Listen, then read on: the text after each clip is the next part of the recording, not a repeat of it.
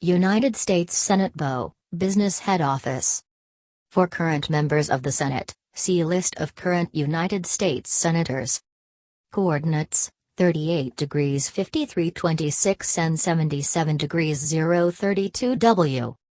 United States Senate. 117th United States Congress. Coat of Arms or Logo. Seal of the U.S. Senate. Flag of the United States Senate. Flag of the U.S. Senate. Type. Upper House of the United States Congress. Term limits none. History. New session started January 3, 2021. Leadership. President of the Senate Kamala Harris, D. Since January 20, 2021. President pro tempore Patrick Leahy, D. Since January 20, 2021. Majority Leader Chuck Schumer, D. Since January 20, 2021. Minority Leader Mitch McConnell, R. Since January 20, 2021. Majority Whip Dick Durbin, D. Since January 20, 2021.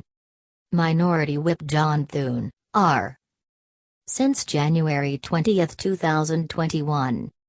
Structure. Seats 100. 51, or 50 plus the Vice President, for a majority. 117th United States Senate. SVG. Political groups majority, 50A. Democratic, 48. Independent, 2B. Minority, 50. Republican, 50. Length of term 6 years. Elections. Voting system plurality voting in 46 states. C. Varies in 4 states. Last election November 3, 2020. D. 35 seats. Next election November 8, 2022. 34 seats. Meeting place. Senate floor. JPG. Senate Chamber. United States Capitol. Washington, D.C. United States. Website. Senate.gov. Constitution. United States Constitution. Rules. Standing Rules of the United States Senate. The United States Senate is the upper chamber of the United States Congress, with the House of Representatives being the lower chamber. Together they compose the national bicameral legislature of the United States. The composition and powers of the Senate are established by Article 1 of the United States Constitution. 2. The Senate is composed of senators, each of whom represents a single state in its entirety. Each state is equally represented by 2 senators who serve staggered terms of 6 years. There are currently 100 senators representing the 50 states. The Vice President of the United States serves as presiding officer and President of the Senate by virtue of that office, and has a vote only if the senators are equally divided. In the Vice President's absence, the President pro tempore, who is traditionally the senior member of the party holding a majority of seats, presides over the Senate. As the upper chamber of Congress, the Senate has several powers of advice and consent which are unique to it.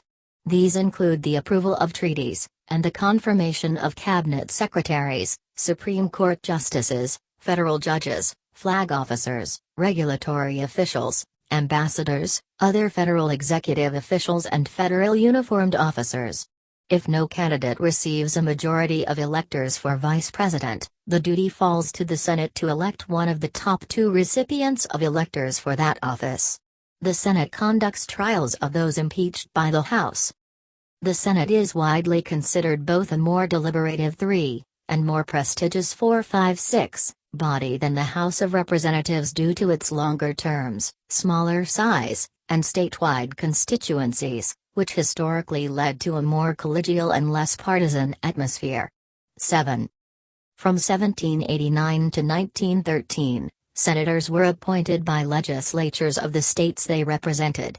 They are now elected by popular vote following the ratification of the 17th Amendment in 1913. In the early 1920s, the practice of majority and minority parties electing their floor leaders began. The Senate's legislative and executive business is managed and scheduled by the Senate Majority Leader. The Senate chamber is located in the north wing of the Capitol building in Washington, D.C. Contents: 1. History. 2. Current composition and election results. 2.1 Current party standings. 3. Membership. 3.1 Qualifications. 3.2 Elections and term. 3.2.1 Term. 3.2.2 Elections. 3.2.3 Vacancies. 3.3 Oath. 3.4 Salary and benefits. 3.5 Seniority. 3.6 Expulsion and other disciplinary actions. 4 Majority and minority parties.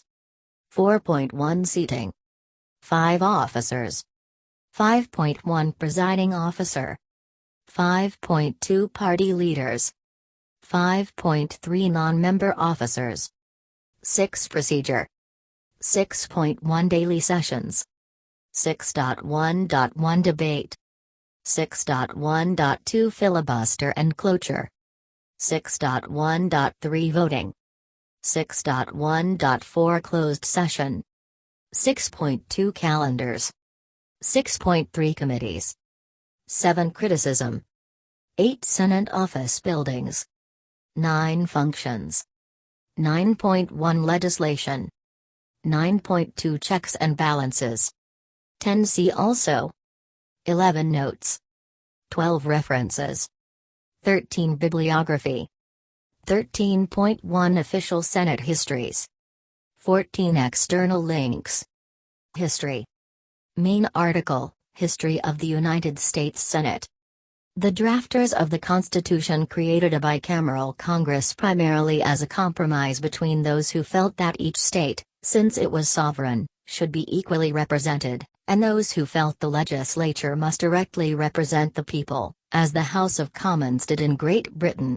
This idea of having one chamber represent people equally, while the other gives equal representation to states regardless of population, was known as the Connecticut Compromise. There was also a desire to have two houses that could act as an internal check on each other. One was intended to be a people's house directly elected by the people, and with short terms obliging the representatives to remain close to their constituents. The other was intended to represent the states to such extent as they retained their sovereignty except for the powers expressly delegated to the national government. The Constitution provides that the approval of both chambers is necessary for the passage of legislation. 8.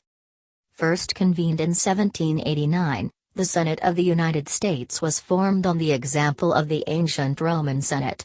The name is derived from the Senatus, Latin for Council of Elders, from senex meaning old man in Latin. 9. James Madison made the following comment about the Senate. In England, at this day, if elections were open to all classes of people, the property of landed proprietors would be insecure. An agrarian law would soon take place. If these observations remain just, our government ought to secure the permanent interests of the country against innovation. Landholders ought to have a share in the government, to support these invaluable interests, and to balance and check the other. They ought to be so constituted as to protect the minority of the opulent against the majority. The Senate, therefore, ought to be this body, and to answer these purposes, the people ought to have permanency and stability. 10. Notes of the secret debates of the Federal Convention of 1787. Article 5 of the Constitution stipulates that no constitutional amendment may be created to deprive a state of its equal suffrage in the Senate without that state's consent. The District of Columbia and all other territories are not entitled to representation or allowed to vote in either House of Congress. They have official non-voting delegates in the House of Representatives, but none in the Senate. The District of Columbia and Puerto Rico each additionally elect 2 shadow senators, but they are officials of their respective local governments and not members of the U.S. Senate. 11. The United States has had 50 states since 1959. 12. Thus the Senate has had 100 senators since 1959. 8. Graph showing historical party control of the U.S. Senate, House and Presidency since 1855-13. The disparity between the most and least populous states has grown since the Connecticut Compromise, which granted each state 2 members of the Senate and at least 1 member of the House of Representatives, for a total minimum of 3 presidential electors, regardless of population. In 1787, Virginia had roughly 10 times the population of Rhode Island, whereas today California has roughly 70 times the population of Wyoming, based on the 1790 and 2000 censuses. Before the adoption of the 17th Amendment in 1913, senators were elected by the individual state legislatures. 14. Problems with repeated vacant seats due to the inability of a legislature to elect senators. Intrastate political struggles, bribery and intimidation gradually led to a growing movement to amend the Constitution to allow for the direct election of senators. 15. Current composition and election results. Members of the United States Senate for the 117th Congress. Current party standings. Main article, Current members of the United States Senate. The party composition of the Senate during the 117th Congress. Affiliation members. Republican 50. Democratic 48. Independents 2B. Total 100. Membership. Qualifications. This article is part of a series on the United States Senate. Great Seal of the United States Senate. History of the United States Senate. Members. Current members. By seniority B class. Former members. Hill committees. DSCCNRSC. Women in the Senate. United States Vice President, list. President pro tempore, list. Presiding officer. Party leaders. Party leadership of the United States Senate. Democratic Caucus. Republican Conference. Politics and Procedure. Advice and Consent. Blue Slip. Closed Session, list. Cloture Committees, list. Executive Session Morning Business. Filibuster Nuclear Option. Recess Appointment. Quorum Calls Salaries. Sachs Fixed Seal Holds. Senatorial Courtesy Standing Rules. Traditions Unanimous Consent. Vice President Tie-Breaking Votes. Places.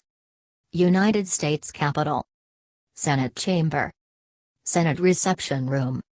Senate Office Buildings. Dirksen and Hart Russell. VT. Article I, Section 3, of the Constitution, sets 3 qualifications for senators. 1. They must be at least 30 years old. 2. They must have been citizens of the United States for at least 9 years, and 3. They must be inhabitants of the states they seek to represent at the time of their election. The age and citizenship qualifications for senators are more stringent than those for representatives. In Federalist No. 62, James Madison justified this arrangement by arguing that the senatorial trust called for a greater extent of information and stability of character.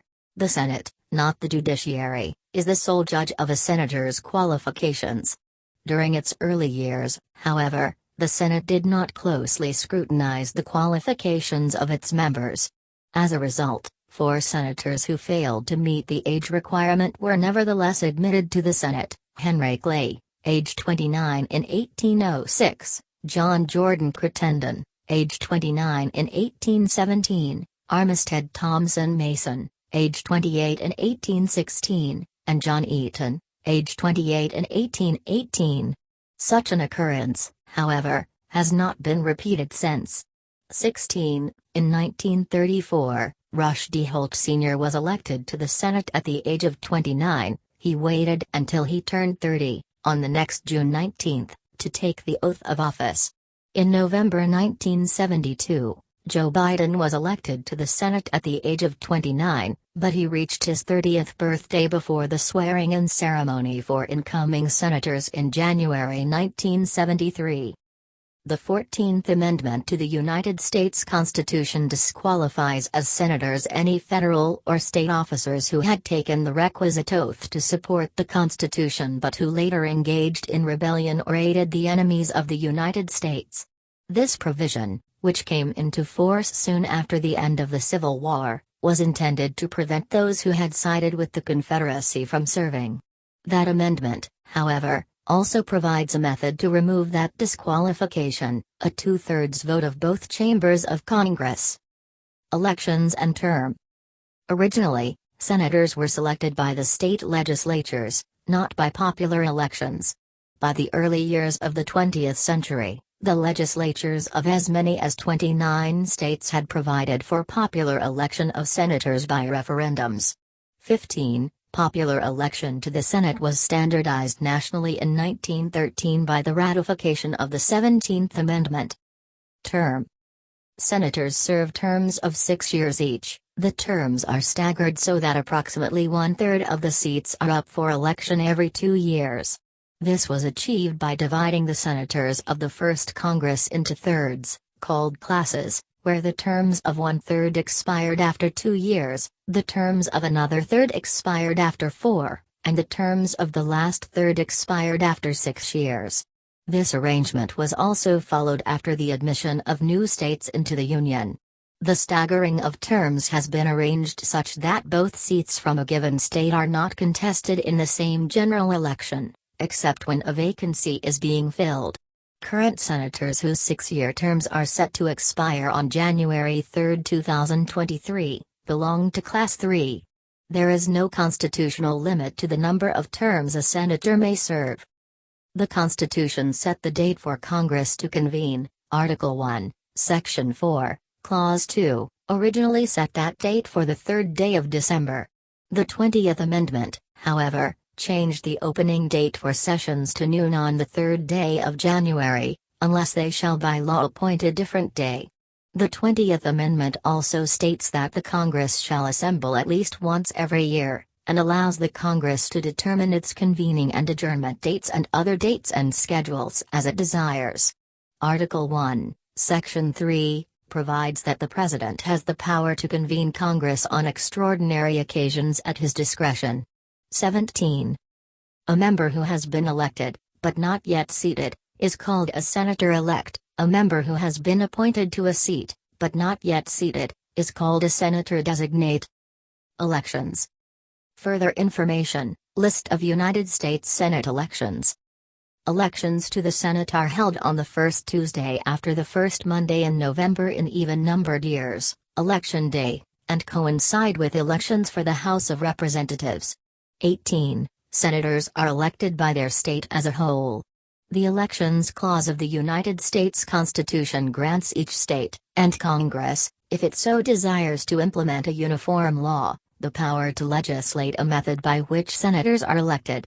Ballot access rules for independent and minor party candidates also vary from state to state. In 45 states, a primary election is held first for the Republican and Democratic parties, and a select few third parties, depending on the state, with the general election following a few months later.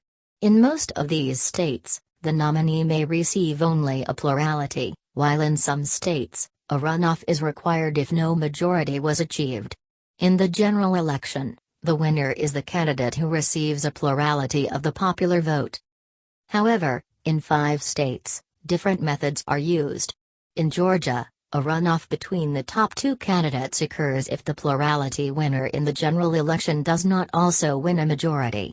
In Washington, California, and Louisiana, a nonpartisan blanket primary, also known as a jungle primary or top 2 primary, is held in which all candidates participate in a single primary regardless of party affiliation, and the top 2 candidates in terms of votes received at the primary election advance to the general election, where the winner is the candidate with the greater number of votes. In Louisiana, the blanket primary is considered the general election, and the winner of the blanket primary can win the overall election if he or she received a majority of the vote, skipping the runoff. In Maine, Following two ballot initiatives in 2016 and 2018, ranked choice voting is used to nominate and elect candidates for federal offices, including the Senate. Alaska voted in November 2020 to adopt a system with a nonpartisan blanket primary from which 4 candidates would advance to a general election in which ranked choice voting would be used. 19. Vacancies. The 17th Amendment requires that vacancies in the Senate be filled by special election. Whenever a senator must be appointed or elected, the Secretary of the Senate mails one of 3 forms to the state's governor to inform them of the proper wording to certify the appointment of a new senator. 20. If a special election for one seat happens to coincide with a general election for the state's other seat, each seat is contested separately. A senator elected in a special election takes office as soon as possible after the election and serves until the original 6-year term expires, that is not for a full term. The 17th Amendment permits state legislatures to empower their governors to make temporary appointments until the required special election takes place. The manner by which the 17th Amendment is enacted varies among the states. A 2018 report breaks this down into the following 3 broad categories. Specific procedures vary among the states. 21. 5 states, North Dakota, Oklahoma, Oregon, Rhode Island, and Wisconsin, do not empower their governors to make temporary appointments, relying exclusively on the required special election provision in the 17th Amendment. 21, 7-8.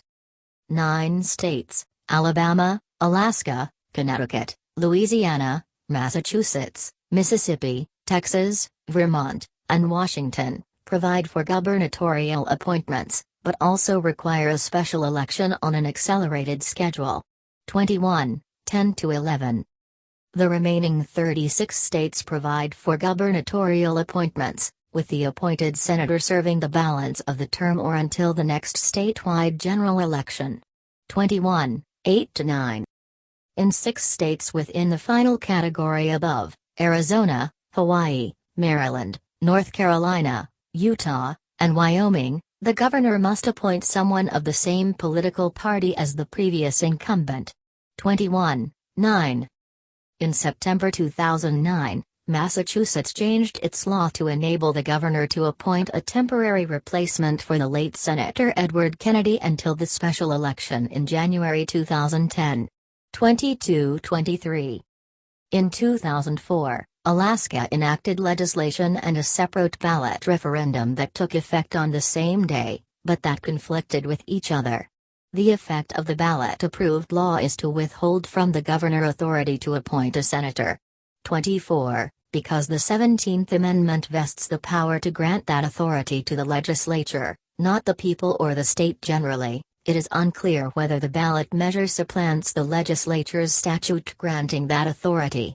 24. As a result, it is uncertain whether an Alaska governor may appoint an interim senator to serve until a special election is held to fill the vacancy. Oath.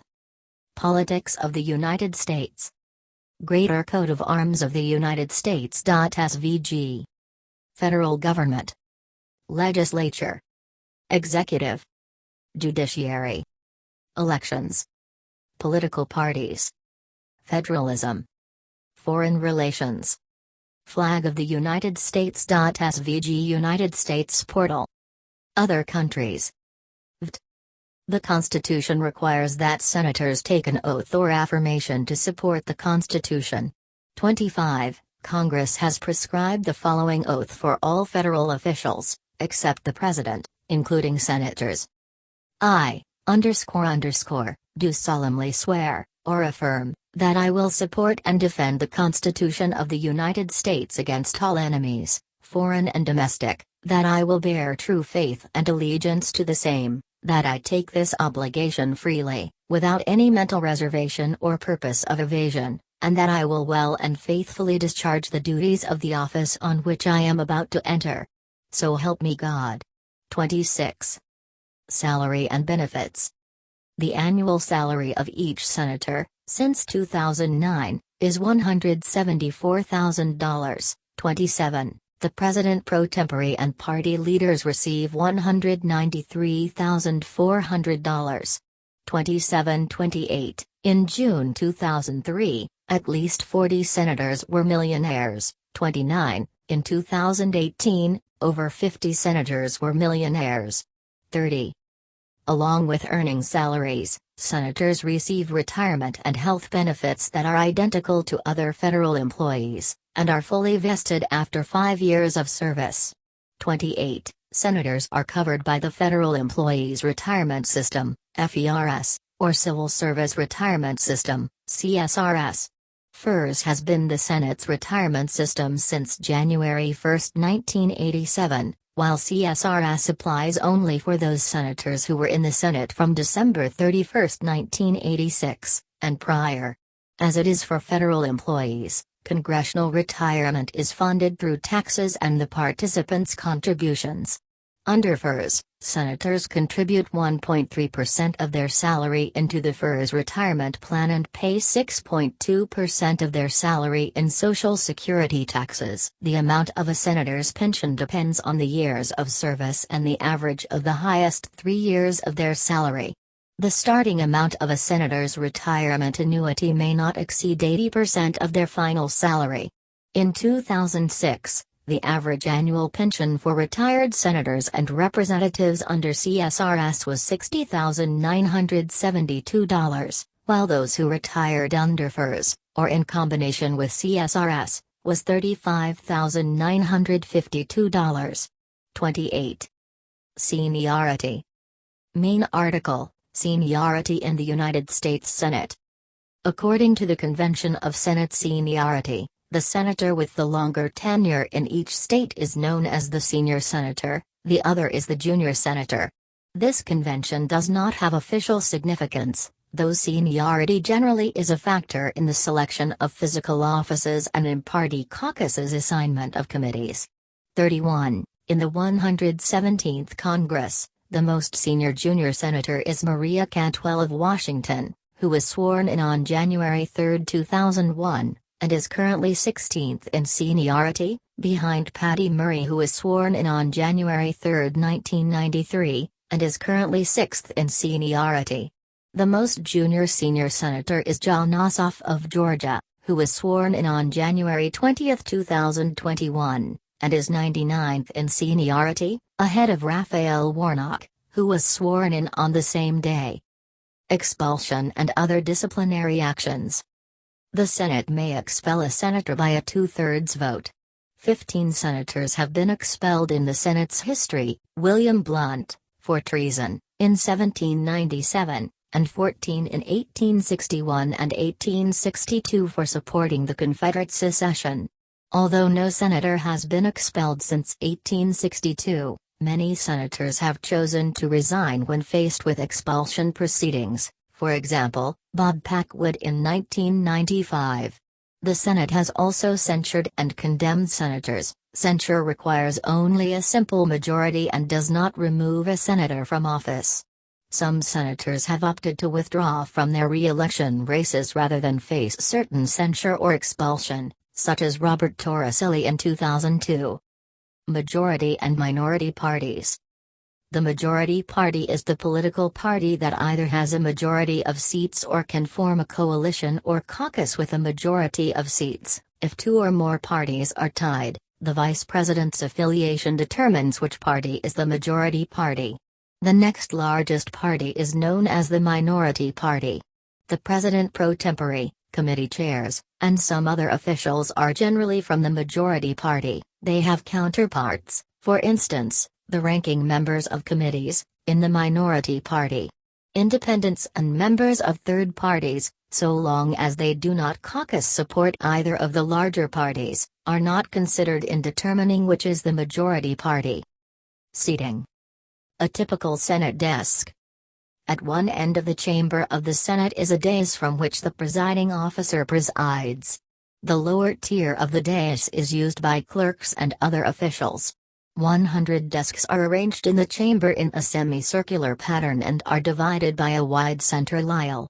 The Democratic Party traditionally sits to the presiding officer's right, and the Republican Party traditionally sits to the presiding officer's left, regardless of which party has a majority of seats. 32. In this respect, the Senate differs from the House of Commons of the United Kingdom and other parliamentary bodies in the Commonwealth of Nations and elsewhere. Each senator chooses a desk based on seniority within the party. By custom, the leader of each party sits in the front row along the center aisle. 48 of the desks date back to 1819, when the Senate chamber was reconstructed after the original contents were destroyed in the 1812 burning of Washington. Further desks of similar design were added as new states entered the Union. 33. It is a tradition that each senator who uses a desk inscribes their name on the inside of the desk's drawer. 34. Officers. The Senate side of the United States Capitol in Washington, D.C. Except for the President of the Senate, who is the Vice President, the Senate elects its own officers, too, who maintain order and decorum, manage and schedule the legislative and executive business of the Senate, and interpret the Senate's rules, practices and precedents. Many non-member officers are also hired to run various day-to-day functions of the Senate. Presiding Officer. Main article, Presiding Officer of the United States Senate. Under the Constitution, the Vice President serves as President of the Senate. They may vote in the Senate, ex officio, for they are not an elected member of the Senate, in the case of a tie, but is not required to. 35. For much of the nation's history, the task of presiding over Senate sessions was one of the Vice President's principal duties, the other being to receive from the states the tally of electoral ballots cast for President and Vice President and to open the certificates in the presence of the Senate and House of Representatives, so that the total votes could be counted. Since the 1950s, Vice Presidents have presided over few Senate debates. Instead, they have usually presided only on ceremonial occasions, such as swearing in new senators, joint sessions, or at times to announce the result of significant legislation or nomination, or when a tie vote on an important issue is anticipated. The Constitution authorizes the Senate to elect a president pro tempore, Latin for president for a time, who presides over the chamber in the vice president's absence and is, by custom, the senator of the majority party with the longest record of continuous service. 36. Like the vice president, the president pro tempore does not normally preside over the Senate, but typically delegates the responsibility of presiding to a majority party senator who presides over the Senate, usually in blocks of 1 hour on a rotating basis. Frequently, freshman senators, newly elected members, are asked to preside so that they may become accustomed to the rules and procedures of the body. It is said that, in practice, they are usually mere mouthpieces for the Senate's parliamentarian, who whispers what they should do. 37. The presiding officer sits in a chair in the front of the Senate chamber. The powers of the presiding officer of the Senate are far less extensive than those of the Speaker of the House. The presiding officer calls on senators to speak. By the rules of the Senate, the first senator who rises is recognized, ruling on points of order, objections by senators that a rule has been breached, subject to appeal to the whole chamber, and announcing the results of votes. Party leaders. Main article, Party leaders of the United States Senate. Each party elects Senate party leaders. Floor leaders act as the party chief spokesman. The Senate Majority Leader is responsible for controlling the agenda of the chamber by scheduling debates and votes. Each party elects an assistant leader, whip, who works to ensure that his party's senators vote as the party leadership desires. Non-member officers. In addition to the Vice President, the Senate has several officers who are not members. The Senate's chief administrative officer is the Secretary of the Senate, who maintains public records, disperses salaries, monitors the acquisition of stationery and supplies, and oversees clerks. The Assistant Secretary of the Senate aids the Secretary's work. Another official is the Sergeant at Arms who, as the Senate's chief law enforcement officer, maintains order and security on the Senate premises. The Capitol Police handle routine police work, with the sergeant-at-arms primarily responsible for general oversight. Other employees include the chaplain, who is elected by the Senate, and pages, who are appointed. Procedure. Daily sessions. The Senate uses standing rules for operation. Like the House of Representatives, the Senate meets in the United States Capitol in Washington, D.C. At one end of the chamber of the Senate is a dais from which the presiding officer presides. The lower tier of the dais is used by clerks and other officials.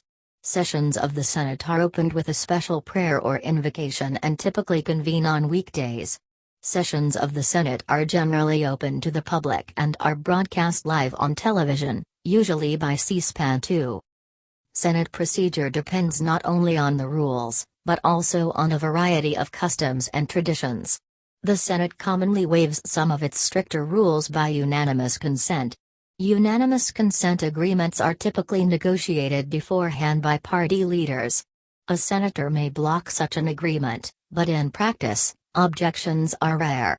The presiding officer enforces the rules of the Senate, and may warn members who deviate from them. The presiding officer sometimes uses the gavel of the Senate to maintain order. A hold is placed when the leader's office is notified that a senator intends to object to a request for unanimous consent from the Senate to consider or pass a measure. A hold may be placed for any reason and can be lifted by a senator at any time. A senator may place a hold simply to review a bill, to negotiate changes to the bill, or to kill the bill. A bill can be held for as long as the senator who objects to the bill wishes to block its consideration. Holds can be overcome, but require time-consuming procedures such as filing cloture. Holds are considered private communications between a senator and the leader, and are sometimes referred to as secret holds. A senator may disclose that he or she has placed a hold. The Constitution provides that a majority of the Senate constitutes a quorum to do business. Under the rules and customs of the Senate, a quorum is always assumed present unless a quorum call explicitly demonstrates otherwise. A senator may request a quorum call by suggesting the absence of a quorum. A clerk then calls the roll of the Senate and notes which members are present. In practice, senators rarely request quorum calls to establish the presence of a quorum. Instead, quorum calls are generally used to temporarily delay proceedings. Usually, such delays are used while waiting for a senator to reach the floor to speak or to give leaders time to negotiate. Once the need for the delay has ended, a senator may request unanimous consent to rescind the quorum call. Debate. Debate, like most other matters governing the internal functioning of the Senate, is governed by internal rules adopted by the Senate. During a debate, senators may only speak if called upon by the presiding officer, but the presiding officer is required to recognize the first senator who rises to speak. Thus, the presiding officer has little control over the course of the debate. Customarily, the majority leader and minority leader are accorded priority during debates even if another senator rises first. All speeches must be addressed to the presiding officer, who is addressed as Mr. President or Madam President, and not to another member. Other members must be referred to in the third person. In most cases, senators do not refer to each other by name, but by state or position, using forms such as the senior senator from Virginia, the gentleman from California, or my distinguished friend the chairman of the Judiciary Committee. Senators address the Senate standing next to their desks. 38. Apart from rules governing civility, there are few restrictions on the content of speeches. There is no requirement that speeches pertain to the matter before the Senate. The rules of the Senate provide that no senator may make more than 2 speeches on a motion or bill on the same legislative day. A legislative day begins when the Senate convenes and ends with adjournment, hence, it does not necessarily coincide with the calendar day. The length of these speeches is not limited by the rules, thus, in most cases, senators may speak for as long as they please. Often, the Senate adopts unanimous consent agreements imposing time limits. In other cases, for example, for the budget process, limits are imposed by statute. However, the right to unlimited debate is generally preserved. Within the United States, the Senate is sometimes referred to as world's greatest deliberative body. 3940-41. Filibuster and cloture.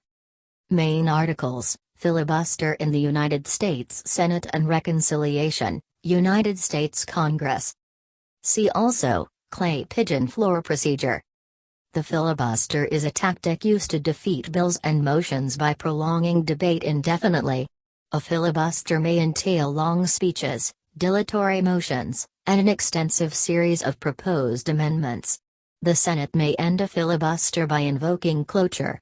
In the most cases, cloture requires the support of 3/5 of the Senate. However, if the matter before the Senate involves changing the rules of the body, this includes amending provisions regarding the filibuster, a 2/3 majority is required.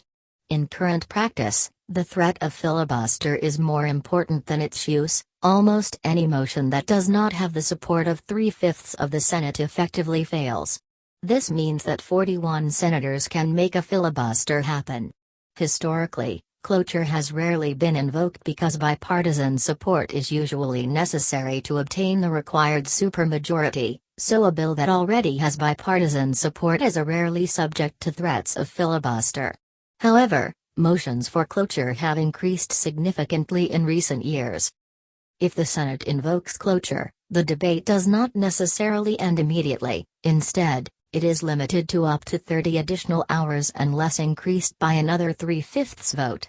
The longest filibuster speech in the Senate's history was delivered by Strom Thurmond, DSC, who spoke for over 24 hours in an unsuccessful attempt to block the passage of the Civil Rights Act of 1957. 42.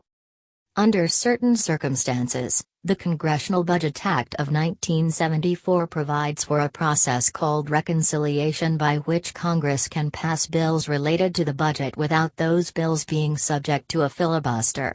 This is accomplished by limiting all Senate floor debate to 20 hours. 43. Voting. When the debate concludes, the motion in question is put to a vote. The Senate often votes by voice vote. The presiding officer puts the question, and members respond either yea, aye, in favor of the motion, or nay, against the motion. The presiding officer then announces the result of the voice vote.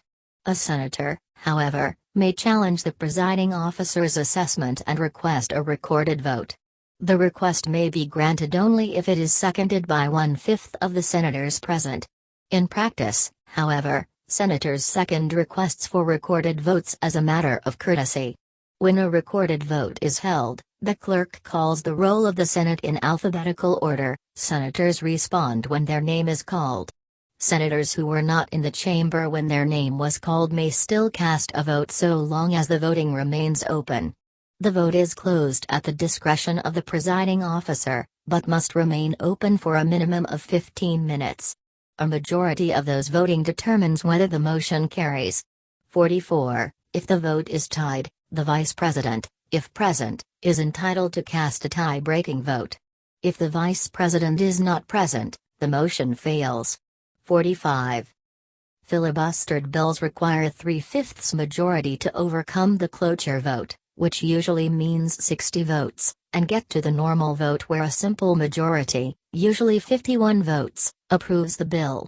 This has caused some news media to confuse the 60 votes needed to overcome a filibuster with the 51 votes needed to approve a bill, with for example USA Today erroneously stating the vote was 58-39 in favor of the provision establishing concealed carry permit reciprocity in the 48 states that have concealed weapons laws.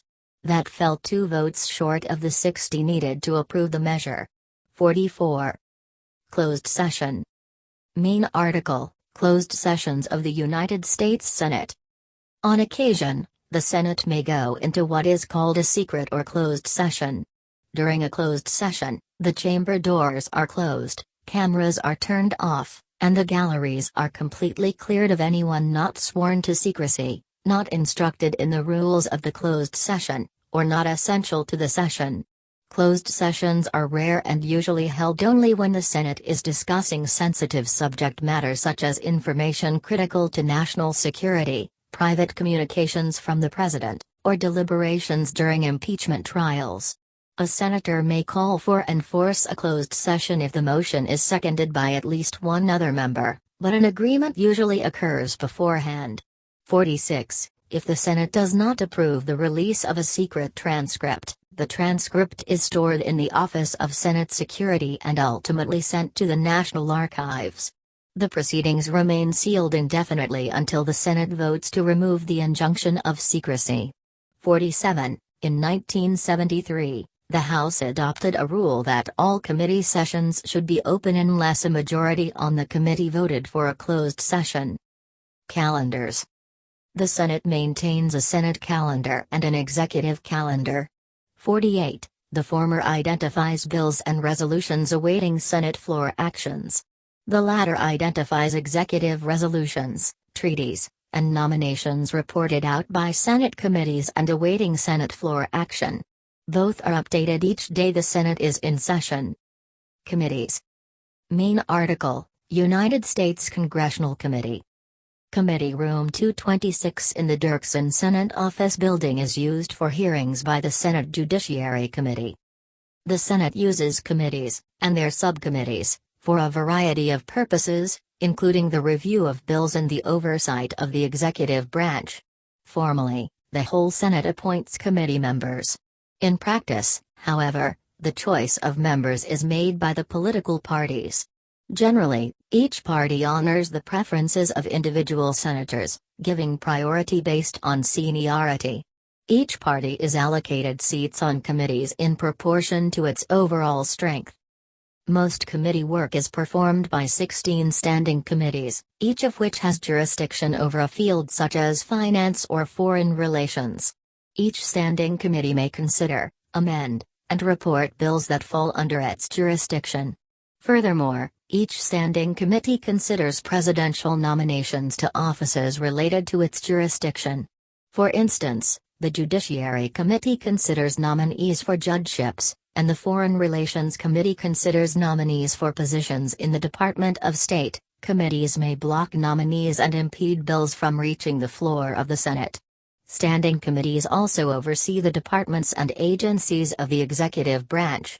In discharging their duties, standing committees have the power to hold hearings and to subpoena witnesses and evidence.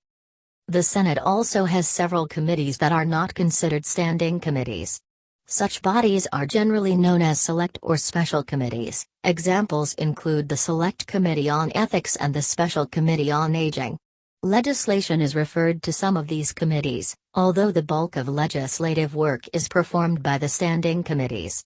Committees may be established on an ad hoc basis for specific purposes. For instance, the Senate Watergate Committee was a special committee created to investigate the Watergate scandal. Such temporary committees cease to exist after fulfilling their tasks. The Congress includes joint committees, which include members from both the Senate and the House of Representatives. Some joint committees oversee independent government bodies. For instance, the Joint Committee on the Library oversees the Library of Congress. Other joint committees serve to make advisory reports. For example, there exists a Joint Committee on Taxation. Bills and nominees are not referred to joint committees.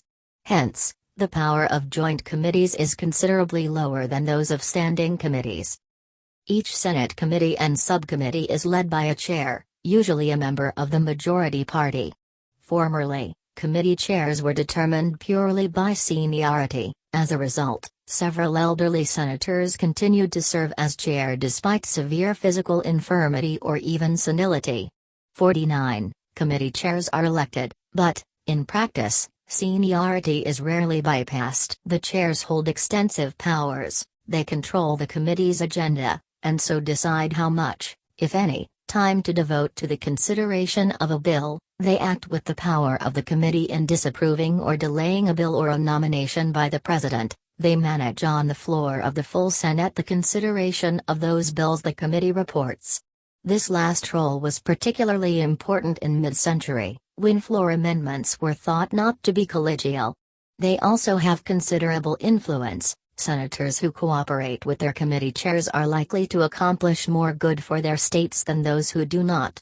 The Senate rules and customs were reformed in the 20th century, largely in the 1970s. Committee chairmen have less power and are generally more moderate and collegial in exercising it than they were before reform. 50. The second highest member, the spokesperson on the committee for the minority party, is known in most cases as the ranking member. 51. In the Select Committee on Intelligence and the Select Committee on Ethics, however, the senior minority member is known as the vice chair. Criticism. Recent criticisms of the Senate's operations object to what the critics argue is obsolescence as a result of partisan paralysis and a preponderance of arcane rules. 52-53. The Senate filibuster is frequently debated. The Constitution specifies a simple majority threshold to pass legislation, and some critics feel the de facto 3/5 threshold for general legislation prevents beneficial laws from passing. The nuclear option was exercised by both parties in the 2010s to eliminate the filibuster for confirmations. Supporters generally consider the filibuster to be an important protection for the minority views and a check against the unfettered single-party rule when the same party holds the presidency and a majority in both the House and Senate. Though this was an intentional part of the Connecticut Compromise, critics have described the fact that representation in the Senate is not proportional to the population as anti-democratic and minority rule. 54-55. New York Times opinion columnist David Lenhart points out 56, that because small states are disproportionately non-Hispanic European American, African Americans have 75% of their proportionate voting power in the Senate, and Hispanic Americans have just 55%. The approximately 4 million Americans that have no representation in the Senate, in the District of Columbia and U.S. territories, are heavily African and Hispanic American. Lenhart and others advocate for admitting Washington, D.C., and Puerto Rico as states, both have more residents than the smallest existing states, to reduce this inequity. Senate Office Buildings. External video. Video icon Senate Building, Washington, D.C., HD from 35 mm. There are presently 3 Senate office buildings located along Constitution Avenue, north of the Capitol. They are the Russell Senate Office Building, the Dirksen Senate Office Building, and the Hart Senate Office Building. Functions. Legislation. Further information, Act of Congress. Bills may be introduced in either chamber of Congress. However, the Constitution's origination clause provides that all bills for raising revenue shall originate in the House of Representatives. 57. As a result, the Senate does not have the power to initiate bills imposing taxes. Furthermore, the House of Representatives holds that the Senate does not have the power to originate appropriation bills, or bills authorizing the expenditure of federal funds. 58, 59, 60, 61. Historically, the Senate has disputed the interpretation advocated by the House. However, when the Senate originates an appropriations bill, the House simply refuses to consider it, thereby settling the dispute in practice.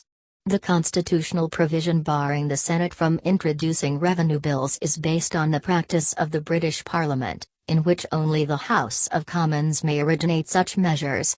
62. Although the Constitution gave the House the power to initiate revenue bills, in practice the Senate is equal to the House in the respect of spending.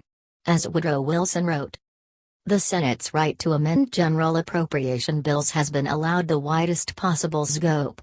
The upper house may add to them what it pleases, may go altogether outside of their original provisions and tack to them entirely new features of legislation, altering not only the amounts but even the objects of expenditure, and making out of the materials sent them by the popular chamber measures of an almost totally new character. 63. The approval of both houses is required for any bill, including a revenue bill, to become law. Both houses must pass the same version of the bill. If there are differences, they may be resolved by sending amendments back and forth or by a conference committee, which includes members of both bodies. Checks and balances. The Constitution provides several unique functions for the Senate that form its ability to check and balance the powers of other elements of the federal government. These include the requirement that the Senate may advise and must consent to some of the President's government appointments. Also, the Senate must consent to all treaties with foreign governments, it tries all impeachments, and it elects the Vice President in the event no person gets a majority of the electoral votes. The Senate has the power to try impeachments. Shown above is Theodore R. Davis's drawing of the impeachment trial of President Andrew Johnson, 1868. The President can make certain appointments only with the advice and consent of the Senate. Officials whose appointments require the Senate's approval include members of the Cabinet, heads of most federal executive agencies, ambassadors, justices of the Supreme Court, and other federal judges. Under Article 2, Section 2, of the Constitution, a large number of government appointments are subject to potential confirmation. However, Congress has passed legislation to authorize the appointment of many officials without the Senate's consent. Usually, confirmation requirements are reserved for those officials with the most significant final decision-making authority. Typically, a nominee is the first subject to a hearing before a Senate committee. Thereafter, the nomination is considered by the full Senate. The majority of nominees are confirmed, but in a small number of cases each year, Senate committees purposely fail to act on a nomination to block it. In addition, the President sometimes withdraws nominations when they appear unlikely to be confirmed. Because of this, outright rejections of nominees on the Senate floor are infrequent. There have been only 9 cabinet nominees rejected outright in United States history. 64. The powers of the Senate concerning nominations are, however, subject to some constraints. For instance, the Constitution provides that the President may make an appointment during a congressional recess without the Senate's advice and consent. The recess appointment remains valid only temporarily. The office becomes vacant again at the end of the next congressional session. Nevertheless, presidents have frequently used recess appointments to circumvent the possibility that the Senate may reject the nominee. Furthermore, as the Supreme Court held in Myers v. United States, although the Senate's advice and consent are required for the appointment of certain executive branch officials, it is not necessary for their removal. 65-66. Recess appointments have faced a significant amount of resistance, and in 1960, the U.S. Senate passed a legally non-binding resolution against recess appointments. Citation needed. U.S. Senate Chamber circa 1873, 2 or 3 spittoons are visible by desks. The Senate also has a role in ratifying treaties. The Constitution provides that the President may only make treaties, provided 2/3 of the senators present concur in order to benefit from the Senate's advice and consent and give each state an equal vote in the process. However, not all international agreements are considered treaties under U.S. domestic law, even if they are considered treaties under international law. Congress has passed laws authorizing the President to conclude executive agreements without action by the Senate. Similarly, the President may make congressional executive agreements with the approval of a simple majority in each House of Congress, rather than a 2/3 majority in the Senate. Neither executive agreements nor congressional executive agreements are mentioned in the Constitution, leading some scholars such as Lawrence Tribe and John U. 67, to suggest that they unconstitutionally circumvent the treaty ratification process. However, courts have upheld the validity of such agreements. 68. The Constitution empowers the House of Representatives to impeach federal officials for treason, bribery, or other high crimes and misdemeanors, and empowers the Senate to try such impeachments. If the sitting President of the United States is being tried, the Chief Justice of the United States presides over the trial. During an impeachment trial, senators are constitutionally required to sit on oath or affirmation. Conviction requires a 2/3 majority of the senators present. A convicted official is automatically removed from office. In addition, the Senate may stipulate that the defendant